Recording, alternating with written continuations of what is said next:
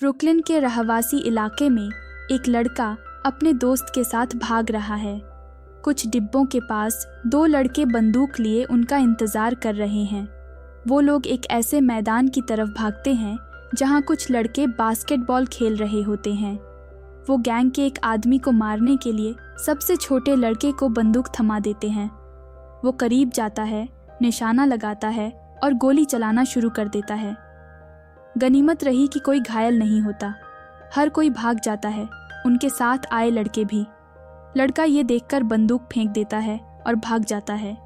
ये नाबालिग अपराधी ऐसे भागता है जैसे कुछ हुआ ही न हो। वो कोल्ड ड्रिंक का कैन निकालता है, थोड़ी टीवी देखता है और अपने कमरे में जाकर पिंजरे में रखे हुए कबूतरों को दाना डालता है। आने वाले समय में ये लड़का सार्वजनिक जगह पर शराब पीने, छोटे मोटे झगड़ों, चोरी और डकैती के लिए कई बार पकड़ा जाएगा और उसे न्यूयॉर्क के जुवेनाइल डिटेंशन फैसिलिटी में सज़ा भुगतनी पड़ेगी। कुछ सालों बाद टेडी और केविन नाम के दो युवा कोच एक बुजुर्ग साथी से, जिसने कई बॉक्सिंग चैंपियन बनाए हैं, हाल ही में मिले एक लड़के को आजमाने के लिए कहते हैं। उस लड़के पर पहले से ही कई मुकदमे चल रहे हैं और वो 40 बार गिरफ्तार हो चुका है। कोच चौंक जाते हैं और कहते हैं कि ऑल कैपोन को भी 40 बार तो नहीं पकड़ा गया था। फिर भी वो उस लड़के से मिलने जाते हैं जिसे उसकी माँ ने भी घर से निकाल दिया था। कोच को एक मजबूत 14 साल का लड़का दिखता है जिसके घूंसे में बहुत ताकत है, लेकिन कोई तकनीक या स्टाइल नहीं। केविन कहते हैं कि उन्हें लगा था ये लड़का पतला और दुबला होगा। वो हैरान हो जाते हैं। वो स्पैरिंग कोच से पूछते हैं कि वो उसे क्या खिला रहे हैं। वो जवाब देता है कि हमेशा की तरह कोला और स्टेरॉइड। बुजुर्ग कोच पूछता है कि लड़के का नाम क्या है। जवाब आता है माइक कोस्टा। मोटो पूरा नाम पूछते हैं, माइक टायसन। कोच माइक को अपने घर ले जाते हैं। अब ये लड़का उनके साथ ही रहेगा। घर में कूस माइक को कैमिला से मिलवाते हैं, जो घर की महिला है। वो मूल रूप से यूक्रेन की रहने वाली है। जाहिर सी बात है वो बहुत खुश नहीं होती, क्योंकि ये एक और मुंह लग गया है जिसे खाना खिलाना है, लेकिन कोई चारा नहीं है। कूस कहते हैं कि माइक को पालने के उन्हें जो $200 मिलेंगे वो काम आएंगे। कूस माइक को उसका कमरा दिखाते हैं और घर के नियम बताते हैं। सबसे अहम नियम है कमरे को साफ रखना। उन्हें एक खाली आइसक्रीम का डिब्बा मिलता है और वो गुस्से से चिल्लाते हुए पूछते हैं कि किसने उनकी आइसक्रीम खाई। फिर वो माइक को चेतावनी देते हैं कि उनकी आइसक्रीम कभी न छूना। माइक एक खेल संबंधी दिनचर्या अपनाता है, जिसमें सुबह 4 बजे उठना, जॉगिंग करना और ट्रेनिंग करना शामिल है। कोच उसे जीतने के लिए प्रेरित करते हैं, उसे हिम्मत दिलाने वाले बयान देते हैं और कई दिलचस्प कहानियां सुनाते हैं। मोहम्मद अली जैसे महान फाइटर्स के वीडियो भी काफ़ी मददगार साबित होते हैं। जवान माइक को हर हाल में देखना और सीखना पसंद है। उसकी आंखों में जोश भरा होता है। कोच के साथ वे रॉकी मार्सियानो के लड़ाइयों का विश्लेषण करते हैं। कस यह कहते हैं कि ताकत ही महत्वपूर्ण नहीं है, बल्कि मनोबल भी। रॉकी को कभी पराजय का अनुभव नहीं हुआ। पराजय का अवधारणा ही उसके दिमाग में फिट नहीं आई। कस अपना समय टायसन के साथ बिताते हैं और बुद्धिमान और सार्थक भाषणों का उपयोग करके लड़के के जीवन का लक्ष्य एक चैंपियन बनाने के लिए आकार देते हैं। प्रैक्टिस के दौरान माइक अपनी तकनीक और शैली को सुधारता है। कस उसे सही कदमों की सिखाते हैं और यह बताते हैं कि गति और युद्ध नीति महत्वपूर्ण है। उन्होंने माइक से कहा कि वह कभी भी स्थिर न रहें, हमेशा चलते रहें और अपनी योजनाओं से प्रतिद्वंद्वी को धोखा दें। माइक का दैनिक जीवन नए परिवार के ट्रेनिंग सत्रों के बीच में चलता है। उसने अपना जन्मदिन मनाया और कोच का आइसक्रीम खाया, लेकिन कभी भी पकड़ा नहीं गया। माइक को पता चलता है कि उसकी माँ की मौत हो गई है। वह शोक के लिए ब्रुकलिन जाता है। घर वापस आकर वह अपने कबूतरों के पास जाता है ताकि उन्हें खिलाए। कुछ समय बाद उसने उन्हें कोच के घर ले जाने का निर्णय किया। कोच चाहते हैं कि माइक का समर्थन किया जाए, तो उन्होंने समझाया कि पेशेवर खिलाड़ी वह व्यक्ति है जो चाहे वो कैसा भी महसूस कर रहा हो, लड़ाई के लिए निकलता है। वह माइक को उस पेंडेंट देते हैं जिसे मोहम्मद अली ने कभी कस को दिया था। वह चाहते हैं कि माइक इसे जूनियर ओलंपिक में साथ ले जाए। माइक की आंखें तुरंत चमक जाती हैं। 1982 कोलोराडो जूनियर ओलंपिक। यह माइक की पहली प्रतियोगिता है। वह बहुत चिंतित, घबराया हुआ है और सोचता है कि उससे नहीं होगा। लेकिन टेडी एटलस के समर्थन का धन्यवाद माइक अपनी भावनाओं का सामना करता है और लड़ाई के लिए बाहर जाता है। उसके लिए 8 सेकंड ही काफ़ी हैं ताकि वह प्रतिद्वंद्वी को नॉकआउट कर सके। यह एक जीत है। टेडी कस को सूचित करता है, तुम जानते हो जूनियर में सिर्फ 3 राउंड होते हैं। कस हैरानी में कहते हैं, तो क्या करते हो, आदमी को गोली मारते हो? हेडहंटर्स माइक के आसपास इकट्ठा हो चुके हैं, तैयार हैं जवान प्रतिभा को अपने पंखों के नीचे लेने के लिए। कस टेडी से कहते हैं कि माइक किसी से बात न करने दें और किसी भी कीमत पर उसे घर ले आएं। उन्होंने कमिल को कहा कि क्योंकि माइक की मां अब नहीं है, उन्हें उसे गोद लेना चाहिए। घर आने पर माइक कोच को जीत के बारे में ढंग से ब्रैग करता है। कस मजाक करते हुए पूछते हैं, 8 सेकंड, तुमने इतनी देर क्यों लगाई? फिर वह मान लेते हैं कि वह उस पर बहुत गर्व है और गोद लेने की बात करते हैं। माइक सहमत हो जाता है और कमिल उसे समर्थन करती है। माइक उसे माँ कहना चाहेगा, जो औरत को सचमुच खुश कर देता है। घर की सीढ़ियों पर बैठे हुए माइक जिम जेकब्स और बिल क्लेटन को कोच के पास आते हुए देखता है। ये वह प्रबंधक हैं जिन पर कस बहुत भरोसा करते हैं। माइक अपेक्षाकृत उनके बारे में बातचीत कर रहा है। कोच ने उसे भारी भरकम प्रतियोगिता में और हॉल ऑफ फेम के साथ एक हैवीवेट चैंपियनशिप की भविष्यवाणी की थी। कैमिल माइक को नोटिस करती है और पूछती है कि वह वहाँ क्या कर रहा है। कोच माइक को उनसे मिलने के लिए बुलाता है। वह उन्हें अपने दोस्त कहता है जो माइक को बॉक्सिंग के धंधे में परेशानियों से बचा सकते हैं। माइक अपने दोस्त रोरी हॉलोवे के साथ कार में हैं। जब वे ड्राइव कर रहे होते हैं तो वे भविष्य के चैंपियनशिप के बारे में बात करते हैं। रास्ते में वे सड़क पर 2 लड़कियों को देखते हैं और माइक निर्णय करता है कि वह खुद को परिचित कराए। हालांकि लड़कियां कोई जवाब नहीं देती और जल्दी से भाग जाती हैं। बाद में माइक गलती से एक दुकान में प्रवेश करता है, सोचते हुए कि शायद वे वहां किसी कमरे में छुपे होंगे। दुकानदार पुलिस को बुलाता है। नाराज माइक एक दुकान की खिड़की तोड़ देता है।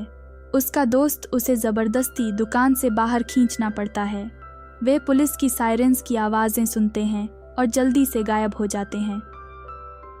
अगले दिन माइक अपनी वर्कआउट में नहीं जाता। यह पहली बार नहीं है। टेडी को नाराज़ी आती है। कहता है कि जब माइक गलती करता है तो वह तुरंत 3 या 4 दिनों के लिए गायब हो जाता है।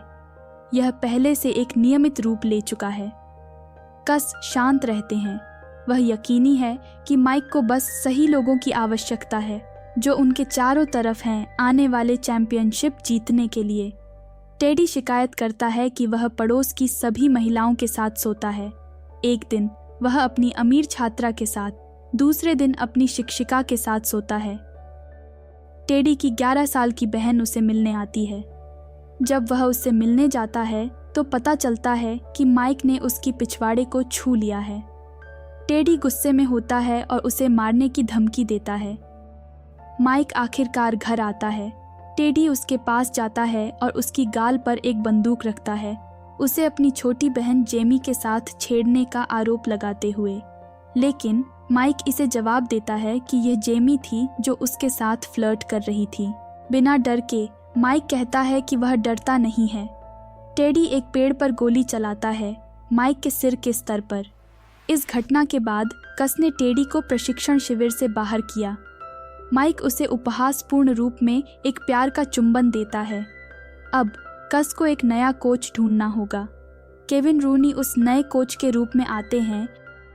माइक लगातार लड़ाई जीतता जा रहा है, अपने प्रतिद्वंद्वियों को बाहर करता है। अखबार उसके बारे में लिखने लगते हैं। माइक टायसन की वर्ल्ड टूर शुरू होती है और टायसन के प्रति सम्मान अनुपम रूप से बढ़ता है। एक लड़ाई में कस बीमार हो जाते हैं और उन्हें तुरंत अस्पताल में भर्ती कराया जाता है। माइक अस्पताल की ओर बढ़ता है, उससे नहीं मरने देने की अपील करते हुए। माइक मानता है कि कस को ठीक होना चाहिए क्योंकि वह उसके बिना जी नहीं सकता। कस हमेशा उसे गलतियों से बचाते रहते हैं। कस माइक से लड़ने के लिए निर्देश देते हैं। अगर माइक गलती करता है तो कोच मरे हुए से वापस आकर उसकी गांड मारेगा। आंसू बहते हुए माइक कस की छाती पर अपना सिर रखता है। उसकी मौत के बाद वह अपने कबूतरों को जंगल में छोड़ता है, कस की यादों में खोया हुआ। माइक जिम से बात करता है जो उसे साहस दिलाते हैं। वे एक झड़ी में गले मिलते हैं। लास वेगास 1986 टाइसन और बर्बिक के बीच की लड़ाई विश्व के हैवीवेट चैंपियन का तय करेगी। माइक इस लड़ाई में विशेष रोष के साथ प्रवेश करता है, बर्बिक पर प्रतिशोध लेने के लिए, क्योंकि उसने मोहम्मद अली के विदाई लड़ाई में अपनी असाधारण प्रयास की। इसके बावजूद कि उस समय अली को बीमारी से पीड़ित होते हुए जानते हुए इस लड़ाई को न्याय का दिन कहा जाता है। माइक सिर्फ 20 साल का होते हुए इस श्रेणी में सबसे युवा चैंपियन बनता है। बॉक्सिंग का एक नया युग शुरू होता है। माइक और केविन अपने अगले प्रतिद्वंद्वी को टीवी पर देखते हैं। केविन प्रतिद्वंद्वी की रणनीति की व्याख्या करता है, लेकिन माइक दूसरे चैनल पर स्विच कर देता है। केविन रिमोट लेने का प्रयास करता है और आखिरकार अपने जबड़े में एक पंच खाता है। गुस्से में वह चला जाता है। माइक को famous diva model robin Givens के बारे में एक टीवी शो देखने के लिए छोड़ देता है। जिमी आता है और माइक को बातचीत के लिए आमंत्रित करता है। वे बातचीत करते हैं और माइक जिम की तरह प्यार में गिरने और बच्चों की इच्छा व्यक्त करता है। जिमी, मैंने आज सबसे खूबसूरत लड़की देखी। मेरा मतलब है वह बहुत ही आकर्षक, सुशील थी। मैंने उसके बारे में सोचा। मेरा दिल उसके लिए है। मुझे लगता है उसका नाम रॉबिन था। क्या वह यहाँ से है? नहीं, मैंने उसे टेलीविज़न पर देखा। माइक फ़ोन पर रॉबिन को बुलाता है। इस दौरान बातचीत का पुनरावलोकन करता है, लेकिन महिला आवाज़ सुनते ही वह उसे कट देता है। नमस्ते, उसने उसे फिर से कहता है, इस बार बिना हिचकिचाहट के। वह खूबसूरत लड़की के साथ बातचीत करने का निर्णय करता है। वह उसके कॉल से हैरान है। अब तक उसने पहले ही काफ़ी कुछ सुन लिया है। माइक उसे बाहर ले जाता है। रॉबिन उसके लास वेगास में टक्कर के खिलाफ युद्ध में आती है। लड़ाई के दौरान माइक कई पंच मारता है। इसे ब्रेक के दौरान कोच की सुनने की बजाय वह सुंदर रॉबिन की ओर देखता है। केविन उसे उत्साहित करने का निर्णय लेता है और कहता है, अरे, तुम वहाँ रात को अगर हार जाते हो तो क्या होगा? तुम्हारी वह छोटी सी गर्लफ्रेंड तुम्हारे पास घर जाएगी और महास्थान उसके पास जाएगी। वह पूरी रात उसके साथ हर प्रकार की बदबू करेगी। और तुम जानते हो क्यों? क्योंकि वह यहाँ है चैंप के लिए। वह आयरन माइकी के लिए नहीं है। और उसे नाम क्या है उसे कोई फर्क नहीं पड़ता जब तक लोग उसे चैंप कहें। ये माइक को गुस्साने लगता है और फिर वह फिर जीत जाता है। लड़ाई के बाद माइक और रॉबिन लिमोजीन में सवार होते हैं। वह उसे अपनी रानी कहता है। कुछ महीने बाद माइक कैमिल को कॉल करता है और उसे बताता है कि वह और रॉबिन शादी कर ली हैं। वह 3 महीने गर्भवती है। कैमिल बहुत उत्साहित है कि वह कुछ नहीं कह पा रही है। उसके मैनेजर बिल रिसीवर को लेते हैं और कहते हैं कि जिमी जैकब्स ल्यूकेमिया से मर गए हैं और उनका दाह संस्कार कैलिफोर्निया में होगा। वे वहां उड़ने की आवश्यकता है। हवाई अड्डे पर माइक, केविन, बिल और लोरेन जिमी की पत्नी एक लिमोजीन का इंतजार कर रहे हैं जो किसी कारण से लंबे समय तक नहीं आती है। बिल मृत व्यक्ति की पत्नी से शिकायत करते हैं कि रॉबिन उसके पति की मौत के तत्काल बाद ही कार्यालय में घुस आई और कहा कि वह अपने पति के सभी वित्तीय कार्यों का प्रबंधन करेगी। अंत में डॉन किंग की लिमोजीन आती है। चालाक प्रमोटर ने लंबे समय से टाइसन को प्राप्त करने की कोशिश की है। उसने टिप्पणी की कि जब वह मोहम्मद अली के साथ काम कर रहे थे तो उसे कभी भी अपनी लिमोजीन का इंतज़ार नहीं करना पड़ा। वह माइक को अपनी कार में आमंत्रित करता है और माइक सहमत हो जाता है। बिली को यह समझ में आता है कि डॉन किंग ने उनकी लिमोजीन को देर करवाई है। बेशक बॉक्सिंग व्यापार के शार्क्स को कुछ ही मिनटों की ज़रूरत होती है जिसमें वह चेकमेट कर सके, कि उनकी शिकार उनकी बातें सुन रही हैं। लिमोजीन में डॉन, बिल, दूसरे मैनेजर और उनका हिस्सा कितना है, माइक के भरोसे पर सवाल उठाते हैं। बिल को 30% हिस्सा के बारे में पता चलने के बाद डॉन माइक को 5 आसान लड़ाई ऑफर करते हैं। हर एक लड़ाई की कीमत 5 मिलियन तक। माइक उसे सोचने का अवसर देता है। शव के दौरान फिल माइक से पूछता है कि डॉन ने उससे क्या वादा किया है। माइक राजी हो जाता है कि किंग का ऑफर, लेकिन बिल से झूठ बोलता है कि उसने तुरंत इसे ठुकरा दिया। माइक टूट जाता है और अंतिम संस्कार से बाहर निकल जाता है। उसकी आंखों में आंसू भर आते हैं। केविन उसके भावनाओं के बारे में पूछता है। माइक बहुत नाराज है। अब जब पैसा है तो उसका भरोसा हारने लगा है। जब पैसा नहीं था, सब कुछ पूरी तरह से अलग था। केविन, बिल और रॉबिन में उसका भरोसा पूछता है। माइक कहता है, प्यार और विश्वास अलग अलग होते हैं। आगे माइक के कई लड़ाई और प्रदर्शन होते हैं। उसकी पत्नी बिल को बदलने और माइक के वित्त का प्रबंधन करने की बात करती है। अन्य समस्याओं के अलावा डॉन किंग बिल पर हमला करते हैं, जो कहते हैं कि माइक उनके गोरे मालिक के लिए काले गुलाम की तरह है। डॉन किंग मीडिया में गुलामी के विषय को बार बार मोड़ते रहते हैं। बिल और माइक के बीच के संबंध को बयान करते हैं। टायसन खुद इस विषय पर विचार करने लगता है, स्पष्ट रूप से किंग द्वारा थोपे गए, जैसे कि काले को केवल कालों के साथ काम करना चाहिए। माइक के कॉन्ट्रैक्ट, वेतन और प्रबंधन कमीशन पर विवाद शुरू किए जाते हैं। डॉन किंग अपने दोहरे स्वभाव का प्रदर्शन करते हैं। जब वह रॉबिन के साथ अच्छे व्यवहार करते हैं, उसे बिल क्लेटन के साथ झगड़ा करने में प्रेरित करते हैं। उसी समय वह रॉबिन को एक क्रूर सांप कहते हैं। डॉन किंग टायसन के प्रबंधक बन जाते हैं। एक शाम माइक घर आता है और उसे बताया जाता है कि रॉबिन का गर्भपात हो गया है। टायसन प्रशिक्षण के लिए देरी करता है और केविन उसके लिए देरी होने की बात करते हैं। टायसन उस पर गुस्सा करता है। स्पष्ट है, माइक उदास है और प्रशिक्षण पर ध्यान नहीं दे सकता है। केविन उसे काम करने के लिए डाउन नहीं होने की मांग करते हैं, लेकिन माइक जारी नहीं करना चाहता और रिंग छोड़ देता है। माइक के दोस्त केविन को गर्भपात के बारे में बताता है और कहता है कि माइक को मुश्किल हो रही है। केविन जवाब देते हैं, हाँ मैं खेद हूँ, ठीक है, जो उसे बताने का साहस कर रहा है कि रॉबिन गर्भवती थी। टायसन इन शब्दों को सुनकर गुस्से में आ जाता है और अपने स्पारिंग पार्टनर को बर्बरता से पीटना शुरू करता है। फिर वह एक और लड़ाई की मांग करता है। माइक उसे 10 सेकंड का अवसर देता है कि वह उसे गिरा दें। अगर वह असफल हो जाता है तो माइक 10 सेकंड के बाद उसे पूरा करेगा। टायसन उस लड़ाई को नष्ट करने लगता है। तीसरा, स्पैरिंग पार्टनर जिम से बाहर निकल जाता है। Atlantic city, 1980। टायसन बनाम स्पिंक्स वकील बिल को कागजात सहित एक लिफाफा देता है, जिससे उसे पता चलता है कि उसे नौकरी से निकाल दिया गया है। माइक अब तक 34 जीतों के साथ 30 का नॉकआउट। वह 7वीं बार के लिए लड़ रहा है। केविन माइक को कस और जिमी के लिए लड़ने के लिए प्रेरित करता है। यह साल की सबसे महत्वपूर्ण घटना है। टिकटों की कीमत $1500 तक पहुंच गई है। दर्शकों में कई प्रमुख व्यक्तित्व हैं, जैसे कि चक नॉरिस, जैक निकोलसन और सिल्वेस्टर स्टैलोन। टायसन को नॉकआउट से जीत मिलती है। टीवी पर प्रसारित होता है। दर्शक चीखते हैं और सभी उसे बधाई देने के लिए उतावले हो जाते हैं। माइक और रॉबिन टायसन के मैंशन पर संयुक्त साक्षात्कार दे रहे हैं।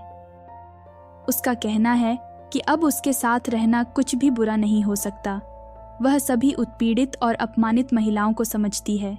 अगर उसे मदद नहीं मिलती तो स्थिति और भी बदतर हो सकती है। इस संचार को देखने में माइक के मित्र डॉन किंग पूरी तरह से आघातित हो जाते हैं। वे आश्चर्यचकित हैं कि माइक की पत्नी उसके प्रतिष्ठा को इतना खुलेआम धब्बा कैसे लगा सकती है। इस साक्षात्कार के बाद माइक रॉबिन को उसके घर से उसकी मां के साथ निकाल देता है। अरे मैन, कॉल था। अंत में आओ, कहाँ रह गए थे? घरेलू विवाद के बारे में कॉल था। कोई विवाद नहीं है, सबको पता है कि वे क्रेजी हैं। सर, आप अपनी पत्नी को धमकाने की कोशिश नहीं कर सकते यो। अगर मैंने कुछ नहीं किया, मैंने उस पर हाथ नहीं रखा। श्री टाइसन, हम नहीं जा सकते। रॉबिन तलाक के लिए दाखिला करती है, जिसके साथ इस पूरे प्रक्रिया को बार बार साक्षात्कारों के साथ सहारा दिया जाता है। वह बताती है कि माइक ने उसे नियमित रूप से मारा है। वह कहती है कि पेशेवर की तरह उसे बिना दिखाई देने वाले चोट के साथ उसे मारता था। रॉबिन यह भी कल्पना करती है कि वह उसे अपनी लड़ाइयों के दौरान मारने की धमकी देता था। माइक अब ज़्यादा समय क्लब्स और सार्वजनिक स्थानों में बिताने लगता है। एक क्लब के पास एक शाम के दौरान माइक को मिच ग्रीन ने उकसाया, जिसे टाइसन ने एक सामान्य निर्णय के साथ पराजित किया था। मिच कहता है कि न्यायाधीशों ने अनुचित रूप से विजय माइक को दी। बेशक वह अपने पूर्व पत्नी को कुछ प्रशंसा देने का अवसर उठाता है, जिसके साथ उसने उस रात अपने घर में संभोग किया था। माइक का दोस्त उसे ले जाना चाहता है। माइक ने ग्रीन की तरफ एक सही क्रॉस मारा, कार में चढ़ा और चला गया। टोक्यो, बस्टर डगलस के साथ युद्ध के ईव पर। टाइसन ने जापानी के सुनहरे साक्षात्कार देखे, जिनमें अधिकांश लोग आयरन माइक को श्रद्धांजलि अर्पित करते हैं। डॉन किंग की सलाह पर टाइसन एक नई टीम के साथ इस युद्ध में प्रवेश करता है। माइक ने उन सभी कोचों को निकाल दिया जिन्होंने उसे सफलता तक पहुंचाया। इसमें केविन रूनी भी शामिल हैं। रूनी अपने पूर्व शिक्षक की लड़ाई को टीवी पर देखते हैं। डगलस के द्वारा लड़ाई की जा रही है। 8वें राउंड में टाइसन डगलस को नीचे धकेलते हैं, लेकिन अर्धवायुक्त की गलती के कारण गिरावट वास्तव में 10 सेकंड के बजाय 12 सेकंड की गिनती होती है और इस दौरान डगलस खड़ा हो जाता है। डॉन किंग को इस बात पर आक्रोश है, क्योंकि यह सबसे लंबी गिनती है जिसे उन्होंने कभी भी देखा है। 10वें राउंड में माइक टाइसन अपने पेशेवर करियर में पहली बार नॉकआउट से हार जाता है। लॉकर कक्ष में डॉन फोन पर साबित करने की कोशिश कर रहा है कि 8वें राउंड में 10 सेकंड के बजाय 15 सेकंड में नॉकआउट हुआ था। वह अदालत में इसे साबित करने जा रहा है। माइक, तुम्हारे पीछे मैंने लड़ाई जीती। माइक, लड़ाई समाप्त हो गई थी, मैं हार गया। माइक घर लौटता है। घर पर वे कैमिल के साथ चाय पीते हैं। माइक आइसक्रीम की कैन को देखता है और हंसता है जब वह कसकी आइसक्रीम खाने के लिए कहते हैं, मेरी आइसक्रीम कौन खा गया? तुम कभी भी मेरी आइसक्रीम मत खाना। इंडियानापोलिस में माइक मिस ब्लैक अमेरिका सौंदर्य प्रतियोगिता की पुनरास्त्र चालन में पहुंचता है। महिलाएं तारीफ के लिए स्टार मेहमान की मौजूदगी से खुश हैं। माइक मॉडल्स के साथ एक समूह फोटो के लिए शामिल हो जाता है और देसरी वॉशिंगटन से मिलता है। शाम को वह देसरी को फ़ोन करता है और उसे एक पार्टी में निमंत्रित करता है। वह सहमत होती है और वे होटल जाते हैं। माइक कहता है कि उसे अपने बॉडीगार्ड को लेने की आवश्यकता है। देसरी को लगता है कि वे सामाजिक पार्टी में जा रहे हैं जिसमें पत्रकारों की हस्तक्षेप होगी, लेकिन माइक उसे अपने कमरे में ले जाता है। कुछ दिनों बाद माइक को बलात्कार के लिए न्यायालय में लाया जाता है। न्यायालय पूर्व चैंपियन को 6 साल की सज़ा सुनाता है। इस तरह के और वीडियो के लिए सब्सक्राइब करें, नोटिफिकेशन चालू करें और लाइक छोड़ें। देखने के लिए धन्यवाद।